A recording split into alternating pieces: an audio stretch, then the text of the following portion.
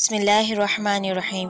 अस्सलाम वालेकुम दोस्तों, उम्मीद है आप सब ईमान के बेहतरीन हालत में होंगे। आज की वीडियो में हम आपको बताएंगे हज़रत नूह अलैहिस्सलाम के बारे में, उनकी तबलीग, अज़ाब इलाही और कश्ती बनाने से लेकर मुकम्मल वाक़या। कुरान मजीद की 29 सूरतों में हज़रत नूह अलैहिस्सलाम का जिक्र आया है।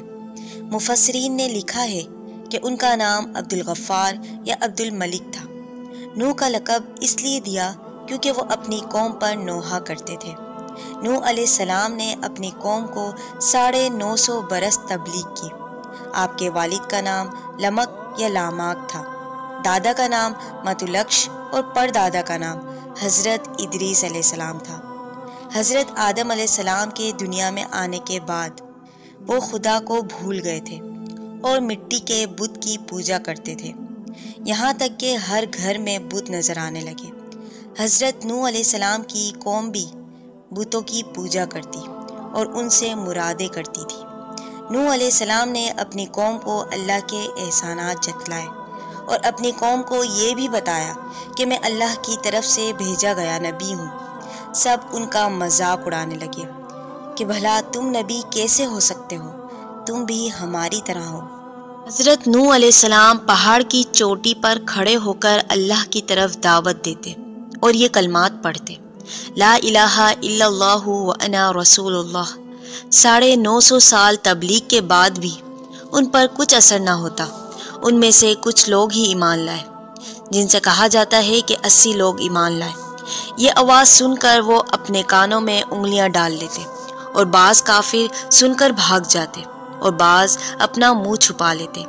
खुदावंद ताला की तरफ से हुक्म हुआ कि ज़मीन में एक दरख्त लगाओ। नूह अलैहिस्सलाम ने एक शाख को ज़मीन में लगाया। 40 साल गुजरने के बाद वो दरख्त इस कदर बड़ा हुआ कि 600 गज़ लंबा और 400 गज़ मोटा हो गया। खुदावंद ताला की तरफ से हुक्म हुआ, इस दरख्त से अब तुम एक कश्ती बनाओ, क्योंकि एक अजीम सैलाब आने वाला है जिनमें काफिर मुशरिक हलाक हो जाएंगे। हज़रत नूह अलैहिस्सलाम कश्ती बनाना नहीं जानते थे। फिर अल्लाह ने वही के ज़रिए उनकी रहनुमाई की। जब कश्ती बनकर तैयार हो गई तो हर गुजरने वाला आपका मजाक उड़ाता कि यहाँ पानी का नामो निशान नहीं। नूह अलैहिस्सलाम कश्ती बना रहे हैं, उन्हें क्या मालूम था कि तूफ़ान आने वाला है। उन्हें ये कहते कि यह मजनू है और ये भी कहते कि तुम तो नबी थे और अब बढ़ई बन गए हो। नूह अलैहिस्सलाम फरमाते, जिस तरह तुम हंसते हो एक दिन हम भी तुम पर हंसेंगे और तुमको मालूम लग जाएगा कि किस पर अजाब आने वाला है। उस कश्ती की चौड़ाई 300 गज़, लंबाई 300 गज़ और अर्ज़ 50 गज़ था। ये कश्ती आम कश्ती की तरह बिल्कुल भी नहीं थी। वो कश्ती 3 मंजिला थी। उसमें कुछ संदूक भी रखे हुए थे जो आज तक खोले ना जा सके। जैसा कि अल्लाह ताला कुरान में फरमाते हैं, हमने इस कश्ती को इबरत बनाकर बाकी रखा है कि है कोई नसीहत हासिल करने वाला। नूह अलैहिस्सलाम के घर एक तनूर था और वही हुई कि अगर ये तनूर उबलने लगे तो अल्लाह का वादा आ गया है, तो आप सब लोग कश्ती में सवार हो जाना। जो लोग मोमिन थे वो सवार हो गए और जानवर का हर जोड़ा भी ले लेना। नूह अलैहिस्सलाम ने अपने बेटे किनान को पुकारा। वो मारे गुरूर के जुदा होकर पहाड़ पर चढ़ गया और कहने लगा कि मैं सैलाब से बच जाऊंगा। नूह अलैहिस्सलाम ने फरमाया, कोई बचाने वाला नहीं आज के दिन अल्लाह के सिवा। पानी उबलना शुरू हो गया और अल्लाह का अजाब आ गया और आसमान से भी पानी बरसता रहा।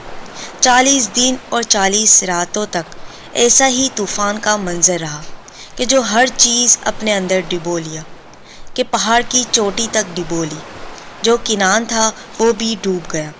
फिर अल्लाह ने आसमान को हुक्म दिया कि अब ठहर जा, और ज़मीन को भी हुक्म दिया कि सारा पानी अपने अंदर जज़्ब कर ले, और कश्ती जूदी पहाड़ पर जाकर रुक गई। तूफ़ान के रुकने के बाद नूह अलैहिस्सलाम ने सबको हुक्म दिया कि अब कश्ती से उतर जाओ और एक बस्ती की तामीर की, और अल्लाह ने फरमाया, हमने तुम पर रहमतें और बरकतें रखी हैं।